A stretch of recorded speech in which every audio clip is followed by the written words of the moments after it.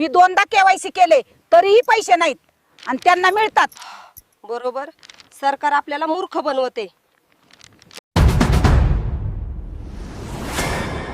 नमस्कार शेतकरी मित्रांनो, राज्यामध्ये पुन्हा एकदा मार्च महिना संपलेला असताना शेतकरी कर्जमाफीचा विषय प्रामुख्याने चर्चेत आलेला आहे आणि गेल्या अनेक दिवसांपासून शेतकऱ्यांची जी काही कर्जमाफी आहे तर तो विषय म्हणजे एक संवेदनशील विषय बनत आहे.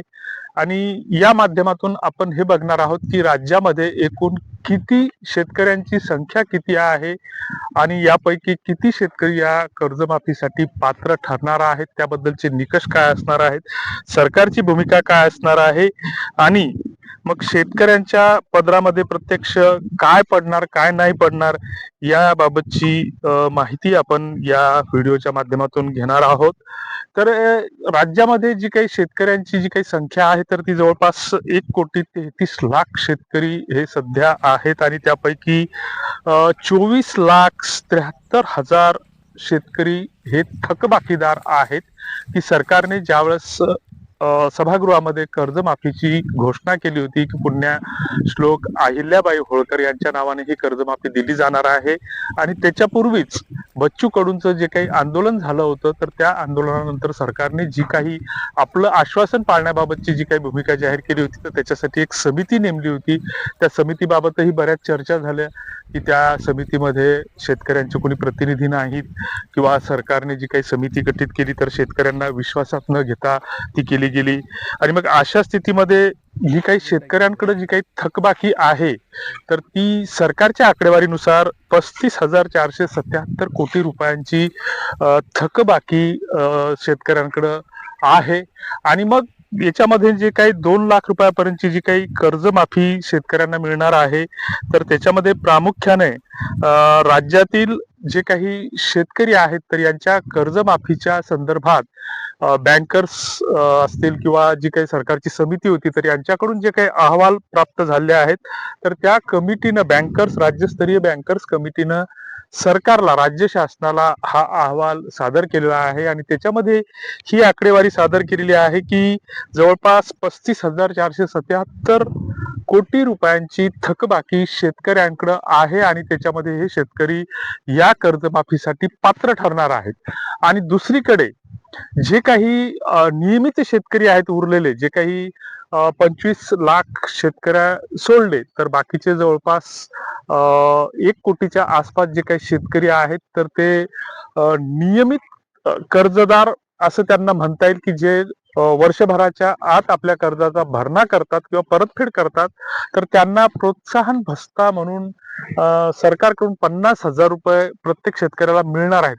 पण याच्यातून एक पुन्हा असा प्रश्न निर्माण होतो की जे काही कर्ज घेण्याची जी काही शेतकऱ्यांची जी काही प्रक्रिया आहे शेतकऱ्यांसाठीची तर शेतकऱ्यांसाठी जी काही प्रामुख्याने जी काही पीक कर्ज दिली जातात बाकीचं कर्ज तर शेतकऱ्यांच्या नशिबात नाहीये. कारण इथली जी काही राज्यकर्त्याची जी काही व्यवस्था आहे तर गेल्या वर्षानुवर्ष अनेक वर्ष ही गोरगरीब कष्टकरी शेतकरी शेतमजूर महिला यांचं आर्थिक दृष्ट्या सामाजिक दृष्ट्या सगळ्याच गोष्टीतून शोषण करणारी इथली ही राजकीय व्यवस्था गेल्या अनेक वर्षापासून आम्ही पाहतो आहोत अनुभवतो आहोत. आणि मग जे काही उरलेले शेतकरी आहेत तर याच्यामधले काहीच शेतकरी हे नियमित कर्जदार आहेत की ज्यांना 50,000 रुपयापर्यंतचा लाभ मिळू शकतो. मात्र बाकीचे जे काही उरलेले शेतकरी आहेत तर कुणाकडे 2 एकर 3 एकर 2.5 एकर 1.5 एकर असं शेतीचं क्षेत्र आहे आणि त्यांना मग जी सरकारकडून किंवा जी काही मर्यादा ठरवलेली आहे की पीक कर्जासाठी जी काही बँकांनी द्यावायची जी काही पतमर्यादा आहे तर ती वेगवेगळी पतमर्यादा धोरण हे निश्चित केलं जातं.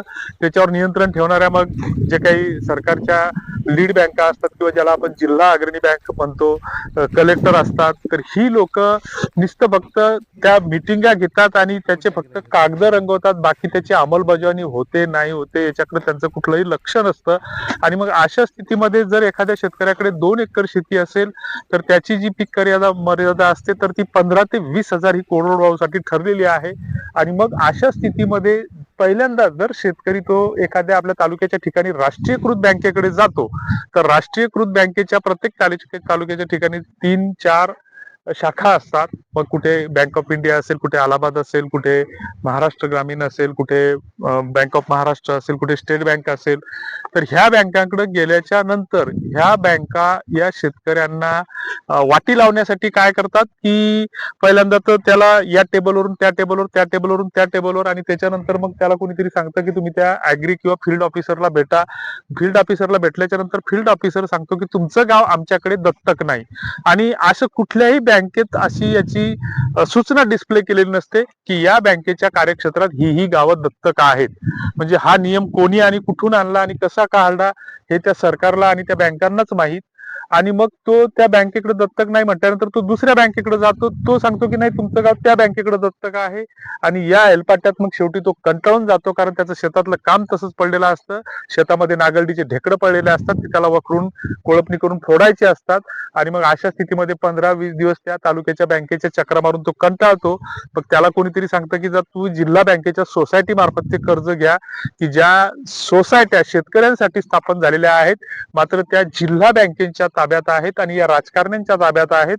आणि मग हे राजकारणी त्यांना जसं म्हटलं तसं त्यांच्या मर्जीनुसार वागवत असतात. तर मग या सोसायटीकडे गेल्याच्या नंतर या सोसायट्या शेतकऱ्याच्याच असतात. मग तिथंही मग हा कागद नाही, तो कागद नाही, चतुर्सीमा नकाशा नाही, किंवा तुमचा हैसियत दाखला नाही, 7-12-8, त्याच्यानंतर तुमचं असे त्याला कागदाच्या ससेमिऱ्यामध्ये त्याला फिरवलं जातं. आणि इकडून तिकडून कागदाची पूर्तता झाली की त्याच्याकडून 10 ते 20% शेअर कपात केली जाते, आणि ही दरवेळी केली जाते. आणि याच्यासाठी 20 वर्षापूर्वी की आमच्या शेअरचा हिशोब या बँकांनी दिला पाहिजे, तेव्हा सेवा सहकारी सोसायट्यांनी दिला पाहिजेत. तर याच्यासाठी शेतकऱ्यांनी मोठ्या प्रमाणामध्ये आंदोलन केलेलं आहे. 2006, 7, 8 मध्ये 2-3 वर्षे हा आंदोलनाचा प्रश्न महाराष्ट्रभर चर्चेत आला होता, गाजला होता. मात्र याच्यावर काहीच नंतर निष्पन्न झालेलं नाही की शेतकरी हा बँकांना देणेकरी नाही. तर ज्यावेळेस 70,000 कोटीची कर्जमाफी झाली होती, तर त्या कर्जमाफीपूर्वी शेतकऱ्यांना मोठ्या प्रमाणात आंदोलन केलं होतं. आणि त्यावेळेस शेतकऱ्यांनी हे सिद्ध करून दाखवलं होतं की आकडेवारीसह की शेतकरी हा देणेकरी नाही बँकांचा, तर घेणेकरीच लागतो. कारण स्वातंत्र्यपूर्व काळापासून जे काही शेअर कपात होतात, तर त्या शेअरचा कुठेही हिशोब नाही. ही मांडणी शेतकऱ्यांनी सरकारकडे केली होती. आणि त्यावेळेचे जे काही राष्ट्रपती होते प्रतिभाताई पाटील, तर हे प्रतिभाताई पाटील असताना शेतकऱ्यांना ती 70,000 कोटीची कर्जमाफी मिळाली होती. आणि मग अशा स्थितीमध्ये मग बऱ्याचदा काय होतं की या सोसायट्याचं कर्ज घेत असताना सुद्धा शेतकऱ्यांना तिथून सुद्धा चक्रा मारून मारून ते त्रस्त होतात ना. आणि मग 20-30 हजार रुपये त्याला त्या कर्ज रूपात मिळणार असतात 1-2 एकरासाठी.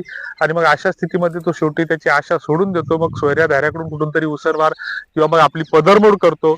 मग बायकोचे दागिने कुठेतरी गहाण ठेवतो किंवा ते मोडून टाकतो, किंवा मग एखाद्या वेळेस कुठेतरी व्याजानं पैसे घेतो. कारण या बँकाची 20%, 10% शेअर दिल्यापेक्षा आणि त्याच्यावर पुन्हा व्याज दिल्यापेक्षा, हे कागदापत्रात गुंतल्यापेक्षा आणि त्यांच्याकडे हात पसरून बसण्यापेक्षा मग ही लोक कर्ज घेतच नाहीत.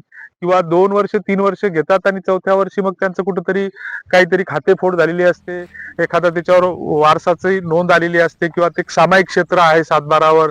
हे सुद्धा एक नवीन आता 7.5 शेतकऱ्यांच्या मागे लागलेले आहे की भावकीतले मग एखाद्याचे वडील गेलेले असतात आणि 2 भाऊ असतात. मग त्या 2 भावाच्या नावानं ते अर्ध क्षेत्र होते, आणि मग त्याच्यावर ते सामायिक क्षेत्र आहे, सामायिक चालत नाही.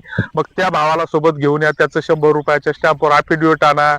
या अशा 1760 भानगडी या शेतकऱ्याच्या पाठीमागे आहेत.